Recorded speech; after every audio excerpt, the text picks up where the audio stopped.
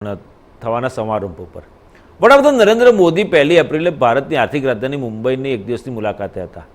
આજે દેશની સૌથી મોટી કેન્દ્રીય બેંક ભારતીય રિઝર્વ બેંકે 90 વર્ષ પૂર્ણ કર્યા અને નવું નાણાકીય વર્ષ 2024-25 પણ શરૂ થઈ ગયું.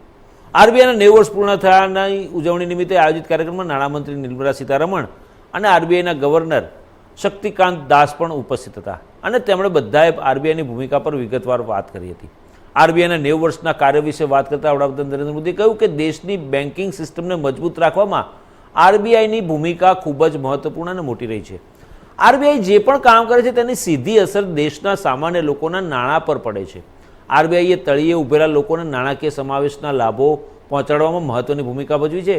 વડાપ્રધાને કહ્યું કે આરબીઆઈએ સમય સમય પર તેની વિશ્વસનીયતા સાબિત કરી છે અને વિશ્વના ઘણા મોટા દેશોની કેન્દ્રીય બેન્કો સામે આરબીઆઈએ તેની કામગીરી વધુ સારી રીતે સાબિત કરી છે.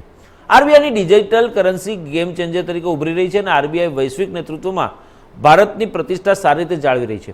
અમે છેલ્લા 10 વર્ષના અનુભવ અને વિકાસના આધારે આ કહી રહ્યા છીએ અને દેશના યુવાનોને આગામી 10 વર્ષમાં આરબીઆઈ દ્વારા વૈશ્વિક નાણાકીય વ્યવસ્થામાં નવી તકો મળવાની છે. ભારત આજે ડિજિટલ ટેકનોલોજીમાં મુખ્ય ખેલાડી તરીકે ઉભરી આવ્યું છે. સંરક્ષણ ક્ષેત્રે આપણે મોટા નિકાસકાર તરીકે ઉભરી રહ્યા છીએ અને દેશ ઉત્પાદન ક્ષેત્રે પોતાની ઓળખ બનાવી રહ્યું છે. વડાપ્રધાન મોદીએ કહ્યું કે ભારતના દરેક ક્ષેત્રમાં લોનની ખૂબ જ જરૂર પડશે કારણ કે આ દેશ ઉપલબ્ધિઓ અને સંભાવનાઓથી ભરેલો છે અને જ્યાં લોનની જરૂર છે ત્યાં દેશની બેન્કિંગ સિસ્ટમની ભૂમિકા ખૂબ જ મહત્વપૂર્ણ છે. આરબીઆઈએ આ બ્લુપ્રિન્ટ માટે પોતાની નિપુણતા વિકસાવવી જોઈએ અને બોક્સની બહાર વિચારસરણી પર કામ કરવું જોઈએ જેમ તે કરી રહી છે. આજે ભારત ડિજિટલ ટ્રાન્ઝેક્શનમાં વૈશ્વિક લીડર બન્યું છે અને તેનો ઘણો શ્રેય આરબીઆઈને જાય છે. વડાપ્રધાન નરેન્દ્ર મોદીએ આરબીઆઈ ગવર્નર શક્તિકાંત દાસની પ્રશંસા કરતા કહ્યું કે અમારા આરબીઆઈ ગવર્નર શક્તિકાંત દાસ બોક્સની બહાર વિચારવામાં નિષ્ણાત છે. તેમણે એમ પણ કહ્યું કે મને ખુશી છે કે આ જ વસ્તુ માટે સૌથી વધુ તાળીઓ મળી હતી. આરબીઆઈના ગવર્નર શક્તિકાંત દાસે વડાપ્રધાન નરેન્દ્ર મોદી દ્વારા આરબીઆઈના 90 વર્ષ પૂર્ણ થવાના અવસર પર સિક્કો લોન્ચ કરાવ્યો હતો જેમાં મહારાષ્ટ્રના મુખ્યમંત્રી એકનાથ શિંદેએ પણ ભાગ લીધો હતો. मुझे याद है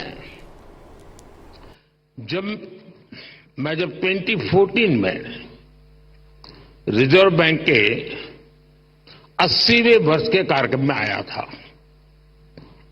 तब हालात एकदम अलग थे. भारत का पूरा बैंकिंग सेक्टर समस्याओं और चुनौतियों से जूझ रहा था. एनपीए को लेकर भारत के बैंकिंग सिस्टम की स्टेबिलिटी और उसके भविष्य को लेकर हर कोई आशंका से भरा हुआ था. हालात इतनी खराब थी कि पब्लिक सेक्टर बैंक्स देश की आर्थिक प्रगति को जरूरी गति नहीं दे पा रहे थे. हम सभी ने वहां से शुरुआत की और आज देखिए आज भारत के बैंकिंग सिस्टम को दुनिया में एक स्ट्रांग और सस्टेनेबल सिस्टम माना जा रहा है.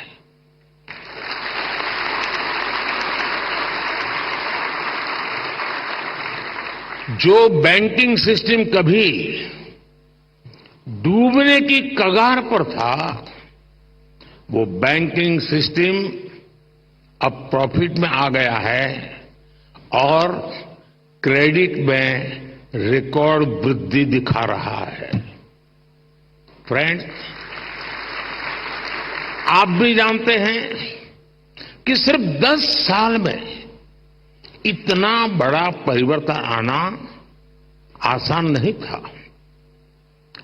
ये बदलाव इसलिए आया क्योंकि हमारी नीति, नियत और निर्णयों में स्पष्टता थी. ये बदलाव इसलिए आया क्योंकि हमारे प्रयासों में दृढ़ता थी, ईमानदारी थी. आज देश देख रहा है जब नीयत सही होती है तो नीति सही होती है. जब नीति सही होती है तो निर्णय सही होते हैं और जब निर्णय सही होते हैं तो नतीजे सही मिलते हैं। कच्चा